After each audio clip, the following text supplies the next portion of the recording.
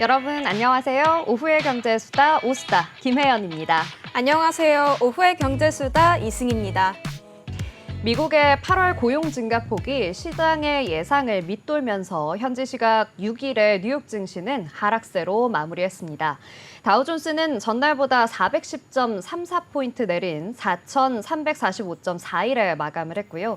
S&P 500은 전장보다 94.99포인트 내린 5,408.42포인트에 나스닥 역시 전장보다 436.83포인트 하락한 16,690.83포인트에 마감을 했습니다. 미 노동부에 따르면 이 8월 비농업 부문 신규 고용은 전월 대비해서 14만 2천 명 증가한 것으로 나타났는데요.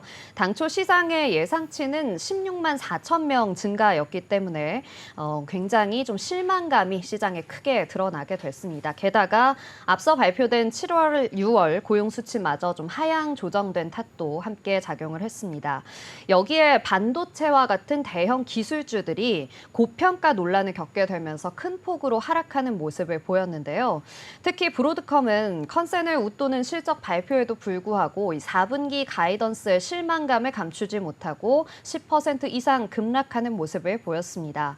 거기에 엔비디아와 퀄컴 등 반도체 업체들 모두 하락하는 모습 보였는데요. 이뿐만이 아니죠. 메타는 3%대, 테슬라는 8%대, 그리고 아마존은 3%대 하락하면서 대형 기술주들까지 약세의 흐름을 보였습니다. 연준 위원들은 통화정책 완화 기조를 계속해서 이어가고는 있는데요. 특히 시장이 크게 실망한 이 비농업 고용 지표에 대해서 이미 예상했던 바다, 그렇기 때문에 놀랄 필요가 없다라는 발언도 이어졌습니다. 하지만 여전히 증시 흐름은 좀 답답한 상황 이어지고 있는데요. 우리 증시 역시 지난주부터 계속해서 좀 힘을 쓰지 못하고 있는 모양새입니다. 네, 지난달 8월 초에 블랙 먼데이의 여파로 양시장이 큰 낙폭을 보였습니다. 오늘 개장 직후의 상황도 이 블랙 먼데이의 공포를 다시금 느끼게 해주는 모습이었는데요. 코스피는 2,500선, 코스닥은 700선을 이탈하면서 과매도권에 진입하는 모습을 보였지만 지금 오후장 들어서는 그래도 조금 힘을 내주고 있는 모습입니다. 현재 코스피는 2,532선, 코스닥은 713선 지나가면서요. 코스닥은 상승 반전에 성공을 했습니다. 이번 주 대선 토론과 또 CPI 발표 등 다양한 이벤트들이 예정되어 있고 또 다음 주에는 추석을 앞두고 있는 상황에서 시장의 애매함과 불안감은 좀 지속될 것으로 보이는 상황입니다. 오늘 반도체 투톱 여전히 좀 우려감이 있는 상황이고 제약 바이오주와 화장품은 강세를 보이고 있으면서 2차 전지 셀사 쪽에서는 선방하고 있지만 이 소재단에서는 조금 밀리고 있는 모습입니다. 오늘 수급에서 코스피 외국인이 5거래일 연속 매도 흐름 보여주고 있습니다. 지금 5천억 원 넘는 큰 물량을 덜어내고 있고 전기전자와 금융섹터에서 매물을 출하하고 있는 모습입니다. 그래도 개인이 기관과 함께 좀 버텨주고 있는 모습입니다. 코스닥에서는 외인과 기관의 동반 사자가 그래도 지수의 고개를 조금은 들어주게 하고 있고 개인은 코스피와 달리 코스닥에서는 파는 흐름 보여주고 있습니다. 네, 오늘 오수다는 화제의 종목을 집중 탐구하는 마켓나우 앵커들의 수다 시간 준비되어 있고요. 또 월요일 한 주의 증시 흐름 확인해보는 증시 포커스 시간까지 다양한 수다 주제들 준비되어 있습니다. 네, 또 마감 전에 짚어보는 특징적 흐름 분석도 준비되어 있으니까요. 끝까지 함께해 주시기 바랍니다. 본 방송에서 제공하는 정보는 투자 판단에 대한 조언일 뿐 주식의 가치나 상승, 하락에 대해서는 보장하지 않습니다. 네, 오후의 경제수다 오수다 바로 시작해 보도록 하겠습니다. 자, 우리 시장 현재 어떤 종목들이 뜨겁게 시장을 달구고 있는지 확인해보고 와야겠죠? 이 시각 특징주 탑5 보고 오겠습니다. 시청자 여러분 안녕하세요. 이 시각 특징주 탑5입니다. 오늘 시장에서 인상적인 흐름 보인 5개 종목 저와 함께 알아보겠습니다. 먼저 5위부터 보시겠습니다. 5위는 SAMG 엔터입니다. 애니메이션 사랑의 하츄핑이 100만 관객 돌파를 눈앞에 두며 제작사인 SAMG 엔터 주가가 급등하고 있는데요. 사랑의 하츄핑은 개봉 34일째인 오늘 관객 94만 명 이상을 기록했다고 합니다. 이로써 사랑의 하츄핑은 마당을 나온 암탉, 전박이에 이어 역대 대한민국 애니메이션 흥행 톱3에 이름을 올렸습니다. 기존 톱3였던 뽀로로 극장판 슈퍼썰매 대모험까지 제친 것이라고 하는데요. 한편 SAMG 엔터는 캐치티니핑의 지적재산권을 보유하고 있습니다. 이외에도 미니특공대, 메탈 카드봇, 룰루팝 등 굵직한 키즈 IP를 보유하고 있습니다. 현재 전일 대비 29.98% 상승한 15,610원에 거래 중입니다. 계속해서 4위 보겠습니다. 4위는 대봉 LS입니다. 대봉 LS는 국내 최초로 리라글루타이드를 새로운 합성 방법으로 만드는 데 성공했는데요. 리라글루타이드는 췌장에서 인슐린 분비를 증가시키고 위에서 음식물 배출을 지연시켜 식욕을 억제하는 GLP-1 계열 유사체입니다. 여기에 더해 최근 인도 제약사와 리라글루타이드 위탁 개발 생산 계약을 추진하고 있다는 소식도 들리고 있습니다. 지난달 26일 인도 실파 파마 라이프사이언스와 자체 개발한 리라글루타이드의 CDMO 계약을 위한 비밀 유지 계약을 체결한 것인데요. 대봉 LS는 이 실파를 통해 리라글루타이드를 대량 생산하고 인도에서 원료 의약품 허가를 획득한다는 계획입니다. 이 같은 소식에 대봉 LS 29.87% 오른 22,350원에 거래되고 있습니다. 이어서 3위 보시겠습니다. 3위는 S&T 모티브입니다. S&T 모티브는 사업 포트폴리오가 전기차와 하이브리드차 부품, 방산, 반도체 장비로 다각화돼 안정적인 사업 구조를 영위하고 있는데요. 당분간 전기차 수요 정체가 예상되는데요. 하지만 이에 따른 자동차 부품 실적 부진을 방산, 반도체 장비 사업 부문 실적에서 상쇄해줄 것이라고 전문가들은 예측하고 있습니다. 또 현대차 그룹과 GM향 레퍼런스를 통해 신규 생산 모델을 이어 수주받을 가능성이 있다는 점도 주목받고 있습니다. 이처럼 사업 다각화로 인해 실적이 안정적일 것이라는 기대감이 주가에 영향을 주는 것으로 보이는데요. 현재 4.87% 오른 47,350원에 거래되고 있습니다. 계속해서 2위 보시겠습니다. 2위는 HLB입니다. 간암 1차 치료제로 개발한 리보세라닙이 미국 식품의약국 재심사 절차에 돌입했는데요. 이에 HLB가 강세를 보이고 있습니다. HLB는 오는 20일까지 FDA에 리보세라닙의 간암 1차 치료제 허가 관련 서류를 제출합니다. 리보세라닙과 중국 항서제약이 개발한 면역 항암제 캄렐리주맙 병용요법으로 간암 1차 치료제 허가를 받게 되는데요. 앞서 HLB는 리보세라닙 FDA 승인을 받지 못하면서 주가가 급락하고 코스피 이전 상장이 연기되기도 했는데요. 오늘 이 같은 재도전 소식이 호재로 작용한 것으로 보입니다. 현재 전거래일 대비 5.39% 오른 9만 원에 거래되고 있습니다. 대망의 1위입니다. 1위는 하이로닉입니다. 하이로닉은 고강도 집속 초음파, 고주파 기반의 피부 미용 의료기기를 개발, 제조, 판매하는 기업인데요. 병원용, 개인용 의료 미용 기기 제품군을 구축하고 있습니다. 하이로닉의 주가는 장중한 때 1,640원까지 치솟으며 상한가에 근접하기도 했는데요. 동화약품이 하이로닉을 인수하기로 하면서 투자 심리가 몰린 것으로 풀이됩니다. 동화약품은 하이로닉의 주식 1,397만 1,431주를 양수하기로 결정했다고 합니다. 양수 금액은 1,607억 1,920만 원이며 양수 예정 일자는 12월 13일이라고 합니다. 현재 전거래일 대비 0.47% 하락한 8,460원에 거래되고 있습니다. 지금까지 이 시각 특징주 탑5였습니다. 네, 잘 들어봤습니다. 이 시각 특징주 탑5 만나보고 오셨는데요. 오늘도 역시나 좀 제약바이오 종목들의 이 기세가 무섭습니다. 특히 그중에서도 우리가 HLB 좀 주목해 봐야겠는데요. 사실 시총 상위 종목에 있음에도 불구하고 그동안 크게 시세를 내거나 어떤 흐름을 만들어내지 못했는데 이유가 바로 FDA 서류 보완 요청을 받으면서 있었던 이 하한가를 계속해서 좀 극복해 나가는 과정 중에 있었기 때문이었습니다. 코스피 이전 상장까지 연기가 좀 되면서 크게 타격을 받았었는데 다시금 이 FDA의 승인을 요청하게 되면서 오늘 크게 상승하고 있죠. 이제는 뭐 여러분도 이름이 너무나 익숙하실 리보세라닙 그리고 캄렐리주맙 이 두 가지 병용요법을 이용해서 간암 1차 치료제 승인을 기다리고 있습니다. 계속해서 좀 지켜보시면서 HLB 과연 이번에는 성공할 수 있을지 확인해 보셨으면 좋겠고요. 그리고 SAMG 엔터 이 사랑의 하츄 핫쇼핑이라는 정말 귀여운 캐릭터가 정말 우리 아이들의 마음을 울리고 있습니다. 사실 얼마 전까지만 해도 대한민국의 대표 캐릭터 하면 뽀로로가 꼽히지 않았습니까? 그런데 이제 뽀로로 뒤를 이어서 이 핫쇼핑이라는 캐릭터가 우리 아이들을 정말 즐겁게 만들어주고 있는데요. 어른들까지도 굉장히 좋아하고 있다고 해요. 이 어른들의 리뷰들 중에서 너무 보고 싶어서 마침내 용기를 내서 봤다라는 리뷰가 이어지고 있다고 하거든요. 이 성인들의 챌린지성 리뷰가 밈처럼 생성되고 있다고 합니다. 그만큼 이 핫쇼핑의 인기가 정말 전 세대를 아우를 만큼 크게 높아지고 있다라는 부분도 여러분께서 주목해 보셨으면 좋겠습니다. 자, 이렇게 5가지 특징주 함께 알아봤으니까요. 이제 저희는 다음 코너로 넘어가 보도록 하겠습니다. 이어지는 코너는 마켓나우 앵커들의 수다 시간입니다. 자, 사실 지난 시장에서는요, 그러니까 6일, 현지 시각 6일 시장에서는 테슬라가 굉장히 크게 하락했습니다. 8% 넘게 하락하는 모습을 보였는데요. 그 전일장에서는 또 굉장히 좋은 흐름을 보였거든요. 왜 이렇게 좀 변동이 큰가 했더니 테슬라가 갖고 있는 이 자율주행 기술 때문입니다.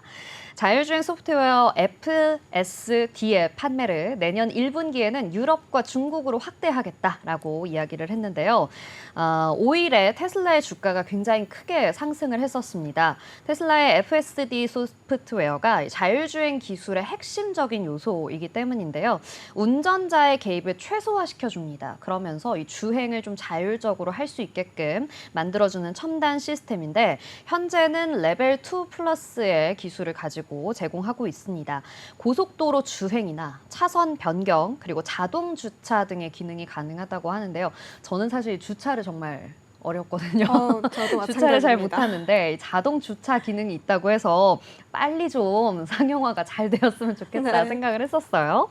자, 그런데 테슬라가 이런 자율주행 기술을요, 유럽과 중국 시장에 좀 본격적으로 도입을 하게 되면서 글로벌 자율주행 시장의 입지를 더욱더 강화하겠다라고 밝혔습니다. 또 이 X에서는요, 이 FSD 출시 로드맵을 제시했습니다.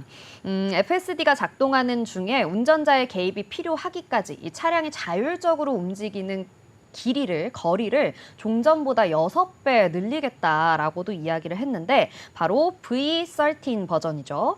오는 10월에 출시하겠다라는 계획도 담았습니다.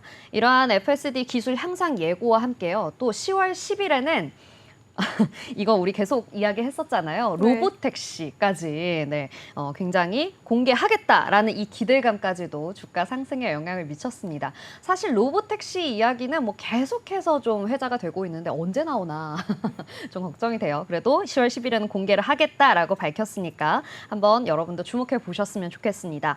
자, 금융회사 하그리브스 랜스다운의 수제나 스트리터는요. 자율주행 확대에 대해서 중국에서는 허가받는 과정이 좀 쉬울 수 있다. 하지만 유럽에서는 절차가 조금 더 오래 걸릴 수도 있겠다라고 이야기를 했습니다. 네, 이러한 테슬라의 상승세예요. 지난 6일에 우리 증시에서는 자율주행과 관련된 관련주가 급등세를 보였습니다.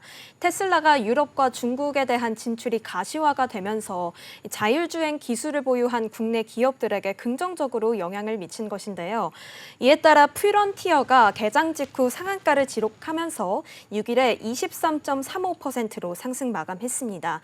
퓨런티어는 카메라 모듈 관련 자동차 정비 업체입니다. 자율주행차 대표 관련주로 꼽히고 있는데 삼성전기의 A향과 또 세코니스의 E향 전자카메라 제조 라인에 장비를 납품하는 것을 시작으로요. 자율주행차 카메라 모듈 분야에서 입지를 현재 다지고 있습니다. 오늘도 퓨런티어 0.96% 상승하면서 17,970원 선 지나가고 있는 모습입니다.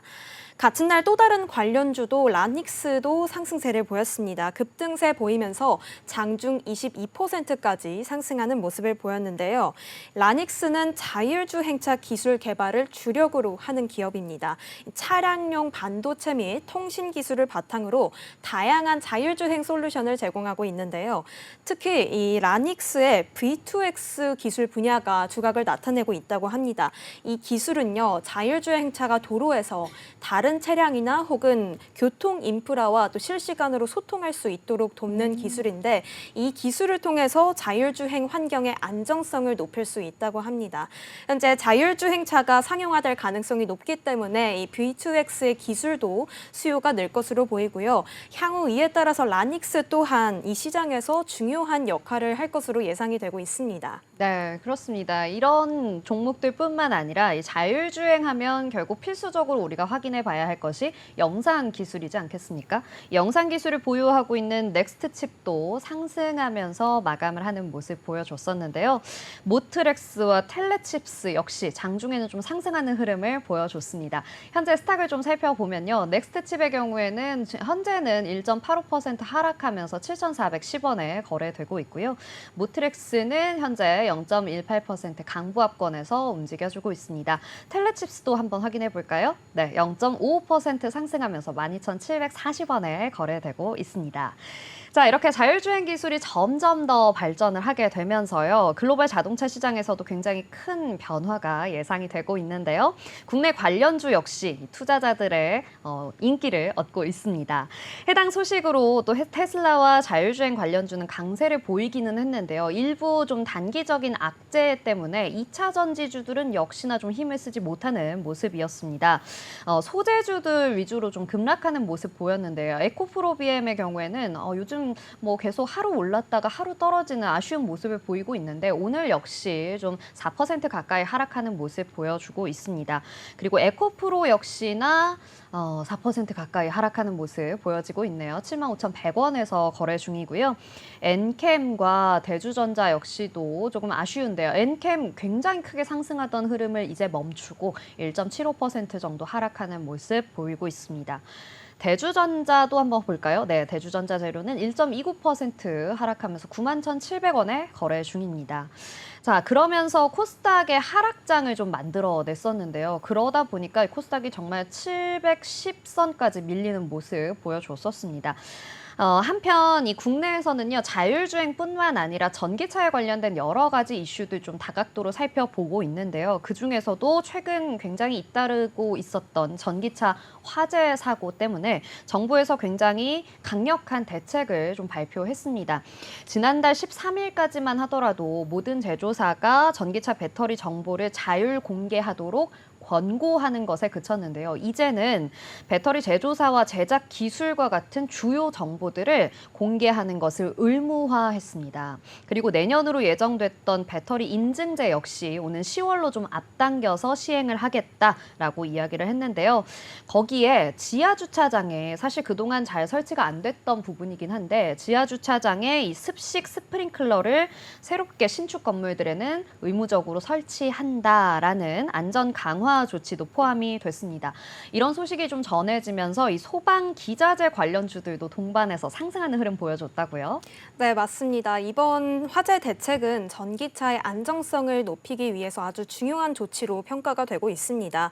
이에 전기차 화재 예방을 위한 수요가 늘어나면서요. 이 화재 진압을 위한 소방 장비 제조사들이 좀 증가하고 있는 모습입니다.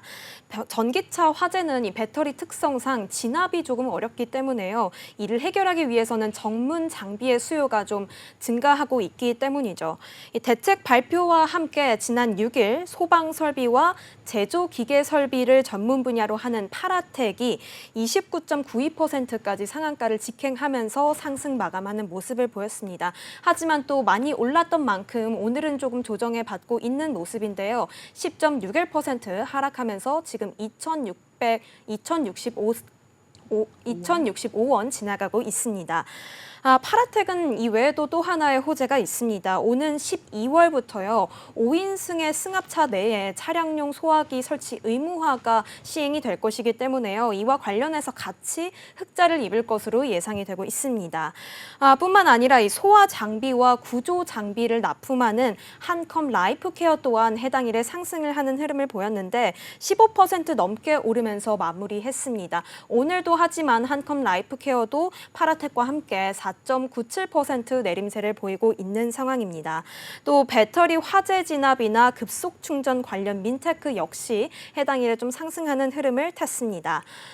정부는 이렇게 내년까지요, 모든 소방관서 240여 곳에 전기차 화재 진압 장비를 확대 보급하기로 했습니다. 이러한 수요 증가로 인해서 관련주들이 계속해서 수혜를 입을 것으로 예상이 되고 있는 상황입니다. 네, 그렇습니다. 이 테슬라의 완전 자율주행 소프트웨어 계속해서 이렇게 좀 글로벌 시장으로 확장해 나가고 있는 만큼 우리의 전기차 시장, 우리의 전기차 회사들도 굉장히 수혜를 받을 것으로 예상이 되는데요. 앞으로 이 시장이 계속해서 확장이 되는 만큼 여러 대책들도 함께 동반해서 좀 마련이 돼야겠습니다.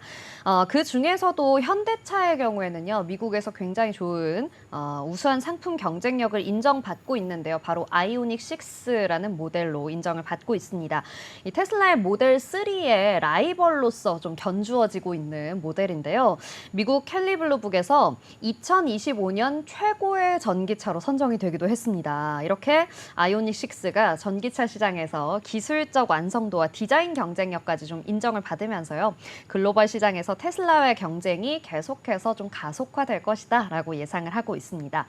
자, 현대차의 이런 성과, 자율주행 그리고 전기차 시장의 성장 속에서 한국의 자동차 산업이 미래의 글로벌 시장에 탄탄하게 펼쳐나갈 수 있는 초석이 되었으면 좋겠다라는 생각이 듭니다. 자, 이렇게 자율주행과 관련된 자동차 업계 이야기 함께 해봤으니까요. 이번에는 우리 시장에서 좀 상승 동력으로 체크해 볼 수 있는 밸류업 이야기를 해보려고 합니다. 사실 밸류업 지수 발표를 또 앞두면서 우리 지금 현재 밸류업 지수에 포함되는 종목들이 어떤 종목들이 될 것이냐가 굉장히 관심을 끌고 있는데요. 밸류업 수혜주로서는 사실 은행주가 굉장히 크게 손꼽혔었습니다. 은행주들이 계속해서 상승세를 좀 이어오고 있었는데요. 얼마 전에 이 가계대출 증가 억제와 고강도 자구책으로 인해서 이 승승장구하던 은행주의 상승 동력들이 좀 약해지고 있습니다. 정부가 급증하는 가계 대출을 막기 위해서 대출 규제들을 좀 강화했고요. 또 은행들은 이 대출 자산 성장에 제동이 걸리게 되면서 수익성에 영향을 받고 있는 건데요. 현재 하나금융지주나 KB금융, 우리금융지주, 신한지주 모두 다 파란불 켜면서 흘러가고 있습니다. 자, 여기에 금리 인하 기대감까지 더해졌어요. 그렇게 되면서 굉장히 좀 상황이 복잡해지고 있습니다. 특히 가계 대출을 옥죄기 위해서 이 정부가 좀 강력하게 개입을 하게 되다 보니까 외국인 투자자들의 대규모 매도세가 이어질 수 있겠다라는 우려감이 시장에 좀 흘러나오고 있습니다. 금융권에 따르면 이 8월 마지막 주에는 은행주가 4.1% 하락하면서 코스피보다도 크게 밀렸다고 합니다. 네, 올해 초에 밸류업 프로그램 발표 이후에 연초부터 지난달 8월 26일까지요. KRX 은행지수는 상승률이 37.83%에 달한다고 합니다. 같은 기간 동안 코스피 지수의 상승률이 1.61%에 오르는 데 그쳤다는 것에 비교를 한다면 굉장히 은행주가 높은 상승률을 보였음이 인정이 되는 겁니다. 하지만 이 가계 대출에 대한 금융당국의 압박이 계속해서 작용을 하면서 은행주가 이 밸류업 기대감을 안고 뛰었던 상승분을 일부 반납하고 있는 모습입니다. 이 여파로 8월 마지막 주에 외국인이 은행주를 대량 매도하는 모습을 보였는데요. 무려 1,240억 원 순매도했다고 합니다. 그중에서 하나금융지주를 가장 많이 매도했다고 하는데 이 해당 기간 전전주에 좀 10% 상승했던 하나금융이 외국인이 1,060억 원 대량 순매도하는 흐름을 보였습니다. 그나마 지금 9월 들어서는 매도폭을 조금 줄여가고 일부 매수 흐름도 좀 보여주고 있지만요.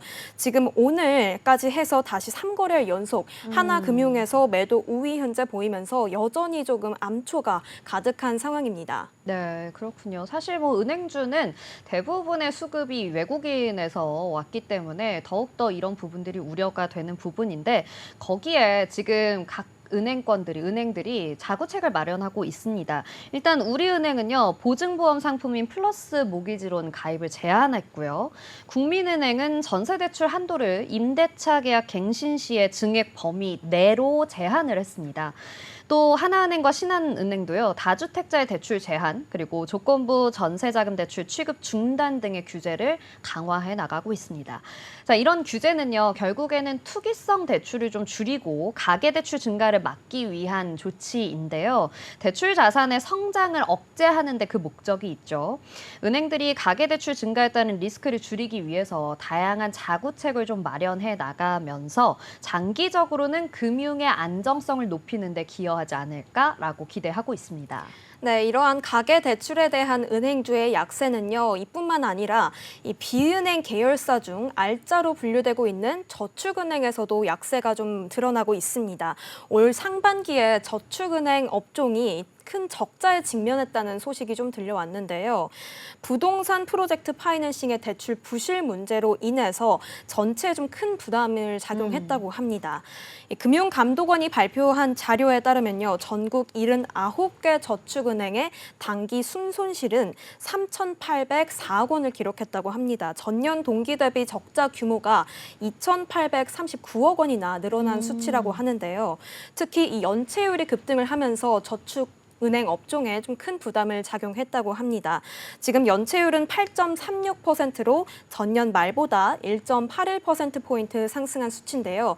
이 연체율 중에서도 기업 대출 연체율이 가장 많은 비중을 차지하고 있다고 합니다. 11.92%로 전년 말보다 3.9%포인트 상승한 수치라고 합니다. 네, 그러다 보니까 현재 금융당국에서도 이 저축은행들의 실적 악화를 우려하고 있습니다.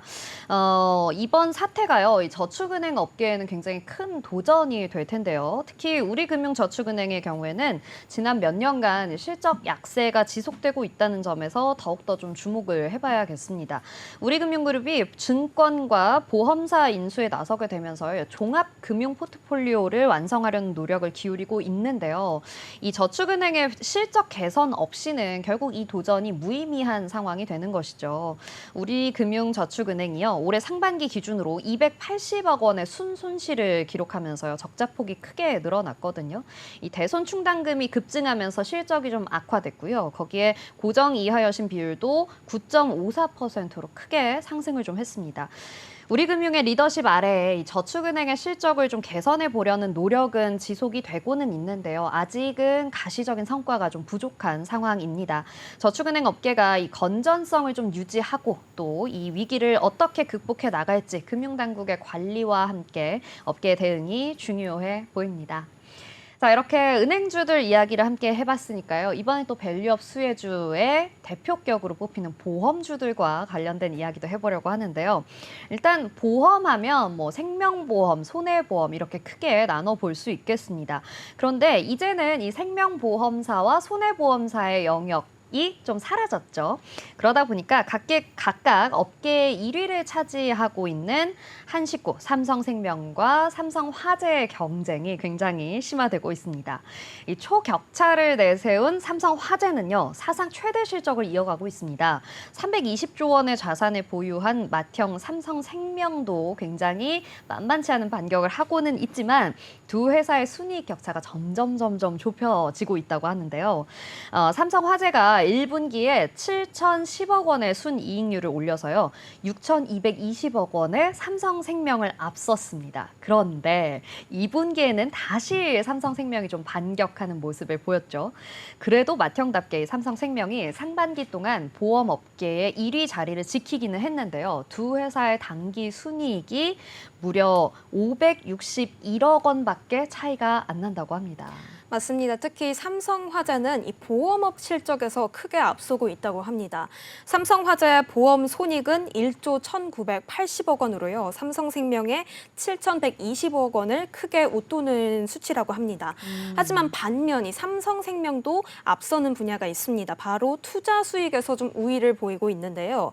삼성생명의 투자 손익은 1조 1,130억 원으로 삼성화재의 5,190억 원보다 2배 이상 높은 수치입니다. 이러한 투자에서의 실적 차이는 자산 규모의 차이에서 좀 발생한다고 보시면 될 것 같은데요. 보험업계 1위인 삼성생명의 총 자산은 말씀드렸던 420조 원으로 삼성화재는 86조 원에 그치고 있는 수치이기 때문에 이 자산 차이가 투자 차이로도 이어지고 있는 상태라고 합니다. 그럼에도 불구하고 이 삼성화재가 보험업계에서 경쟁력을 보이고 있는 이유는요. 그리고 또 단기 순이익의 차이까지 좀 좁힐 수 있는 이유는 손해보험업의 성장세 덕분이라고 합니다. 네, 그렇군요. 이 생명보험업은요, 저성장 기조를 이어가고 있는 반면에 손해보험업은 고성장을 이어가고 있습니다. 상반기에 이 생보사 순이익은요, 지난해보다 9.4% 감소하면서 이 순이익이 12.2% 늘어난 손보사와의 격차가 점점 더 커져 나가고 있는데요. 압도적인 브랜드 파워와 또 자산 규모를 바탕으로 보험의 1위 순이익을 유지하고는 있습니다만, 이 생명보험업의 저성장 장기화는 이 삼성생명도 피해갈 수 없을 것으로 보입니다.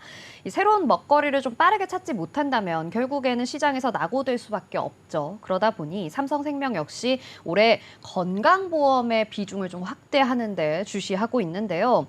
손해보험의 핵심 상품인 보장성 보험은요, 이 수익성 지표인 보험계약 서비스 마진 CSM 확보에 유리할 뿐더러 일반 손해보험의 성장도 기대해 볼 수 있습니다. 저출산과 고령화 등 인구 구조 변화의 직격탄을 맞은 이 생보사와는 다르게 화재, 해상, 보증 등 일반 손해보험은 성장세가 계속해서 이어져 가고 있는 것이죠.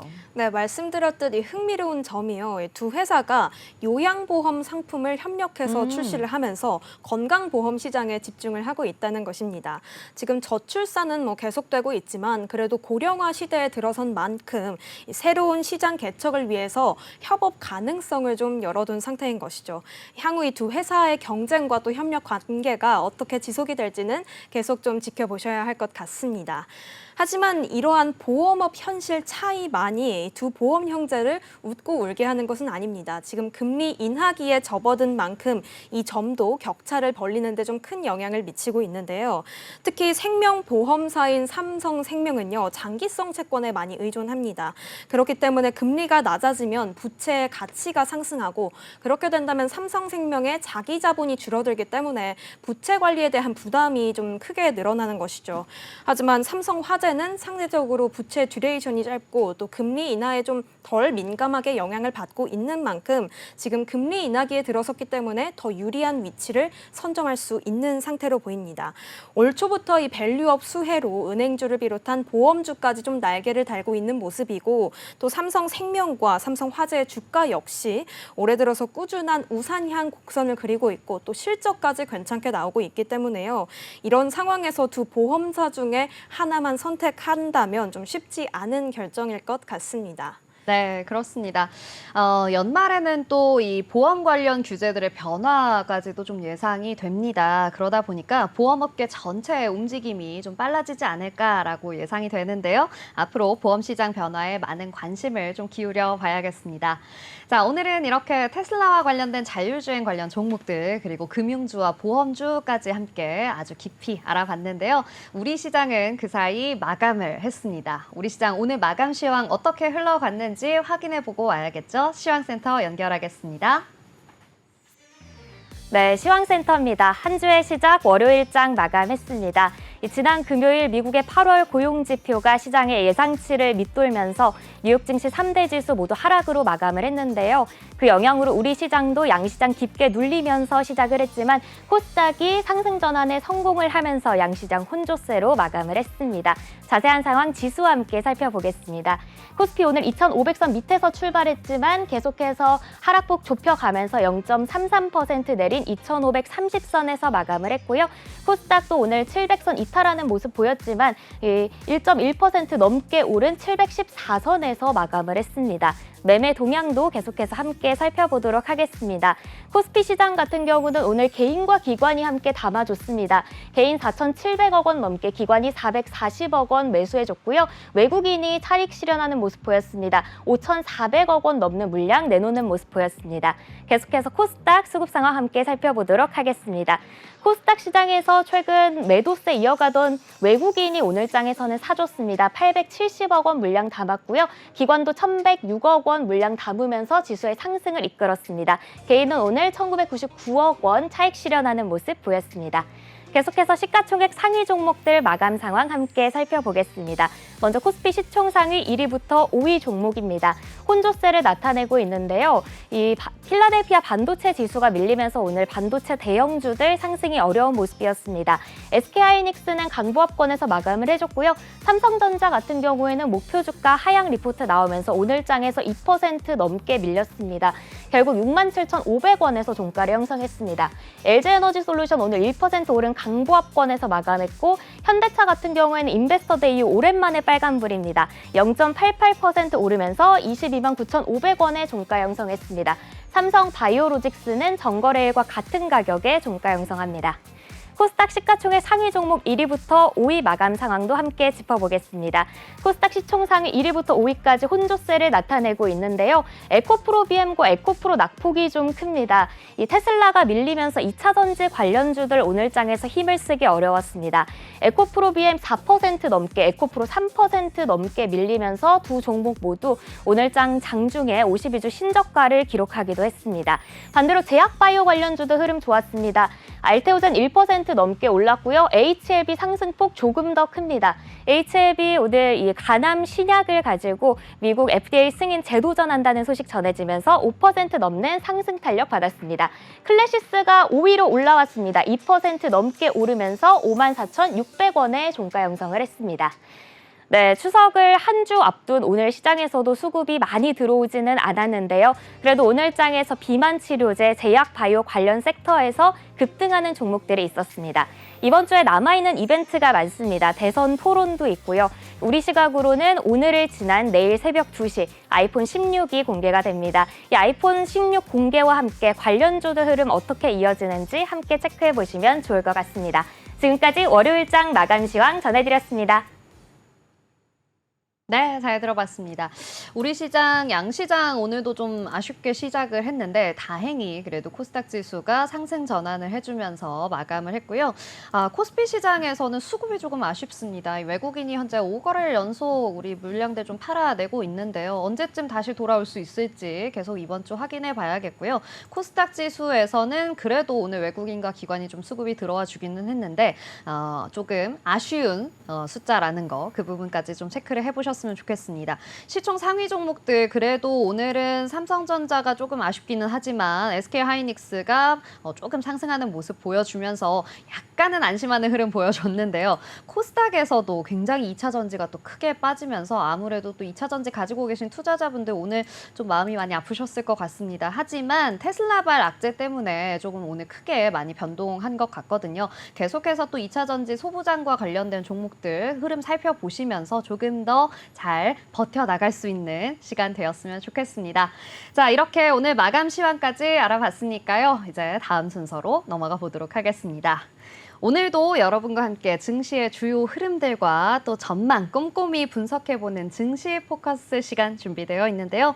지난 한 주간 증시 어떤 움직임 보였는지 그리고 이번 한 주는 어떻게 대응해 나가야 할지 함께 이야기해보겠습니다. 네, 지금부터 증시 포커스와 함께 시장을 예측하고 또 현명한 투자 전략을 세워보기 위해서요.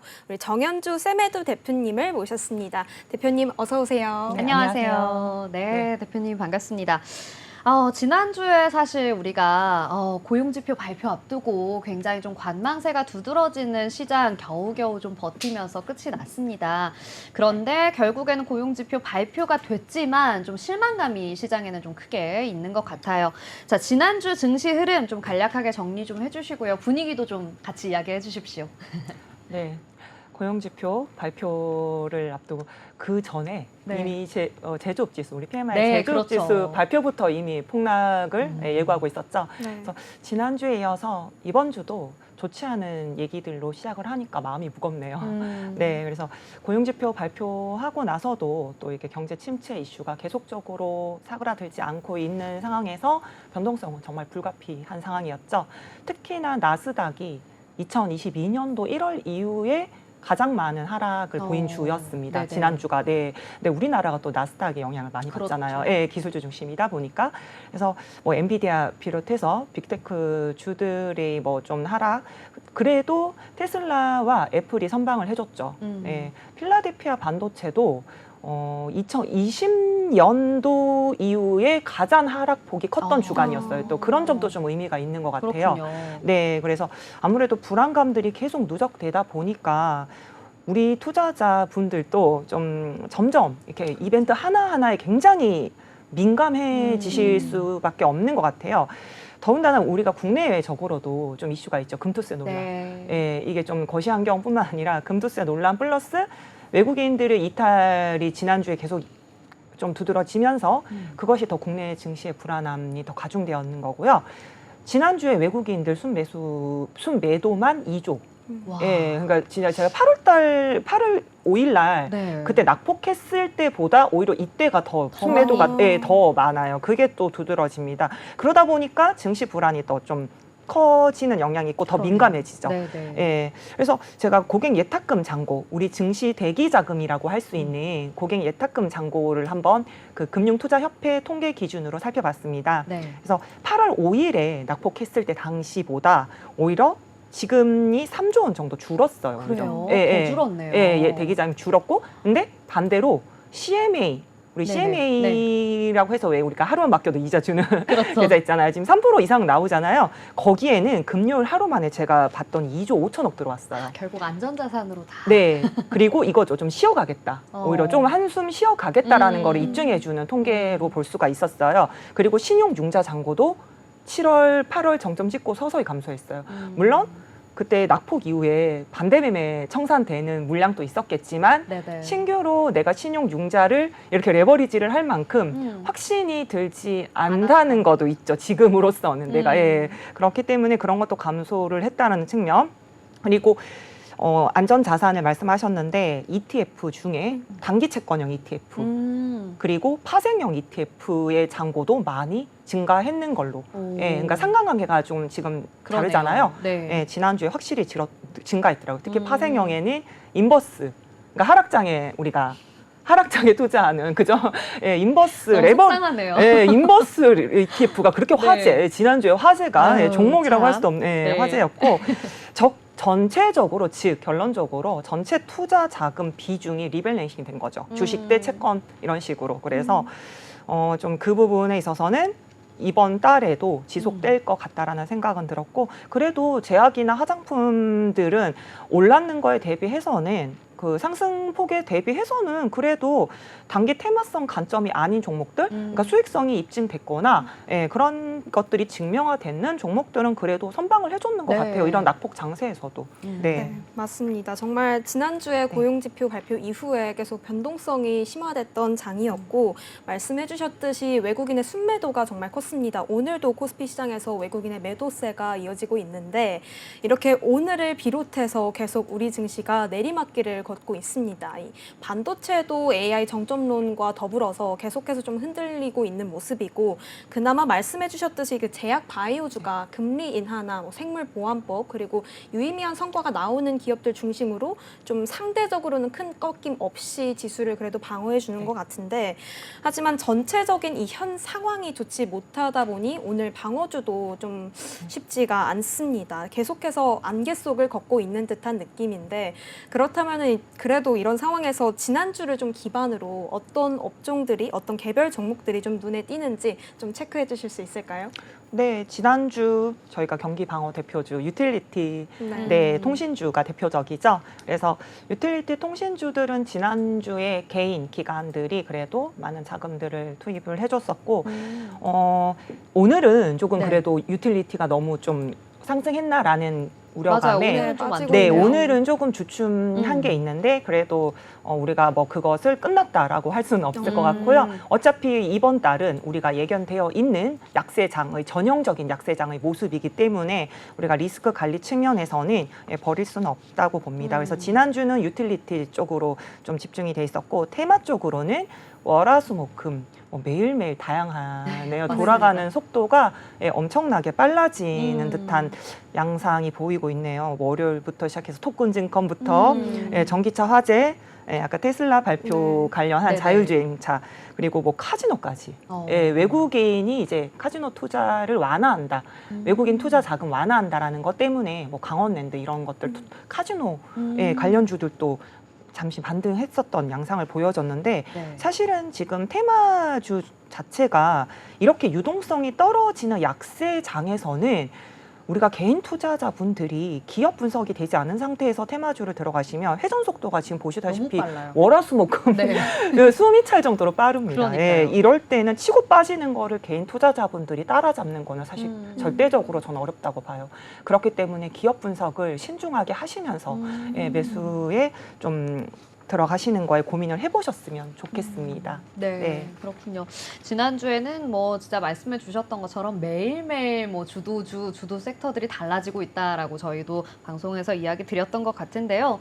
자, 이렇게 진짜 격동의 한 주를 지나고 이제 새로운 한 주가 시작이 됐습니다. 오늘부터 이제 조금은 분위기가 달라지지 않을까라고 기대를 조금 해봤는데 오늘도 역시나 좀 외국인 수급이 안 들어와서 그런 걸까요? 오늘도 조금 우리 시장, 코스피 시장은 힘을 좀 못 내고 있습니다.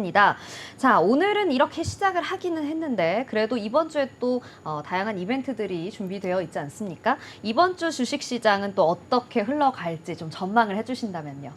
네, 이번 주도 사실 국내외적으로 좀 이벤트가 많잖아요. 네. 네. 네. 그래서 먼저 국내는 또 추석 연휴 앞두고 있고 맞습니다. 또 이번 주는 선물 옵션 만기 앞두고 있기 때문에 국내적으로도 사실은 박스권 장세가 예상될 거는 또 좀 어쩔 수 없을 것 같고요. 그리고 미국 기술주들이 계속 부진하다면 네네. 예, 당분간은 우리나라 기술주 비중이 높은 코스피 쪽에 부진하면은 당연히 외국인 수급도 영향이 나쁠 수밖에 없겠죠. 네. 예.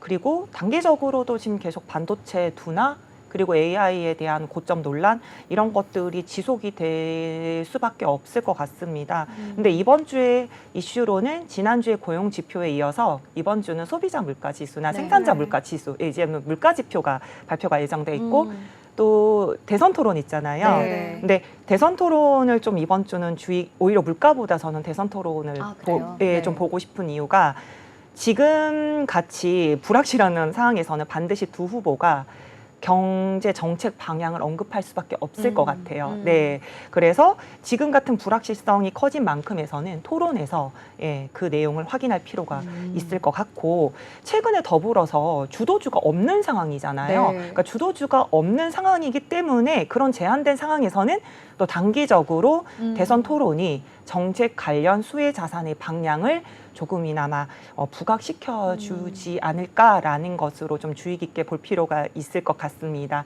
그리고 펜실베니아 주가 지금 박빙이에요. 그렇죠. 펜실베니아 주에 따라서 사실은 승패가 갈린다라고 하는데 네. 사실 펜실베니아 주가 뭐 철강, 금속, 각종 산업, AI 관련뿐만 아니라 모든 산업의 허브죠.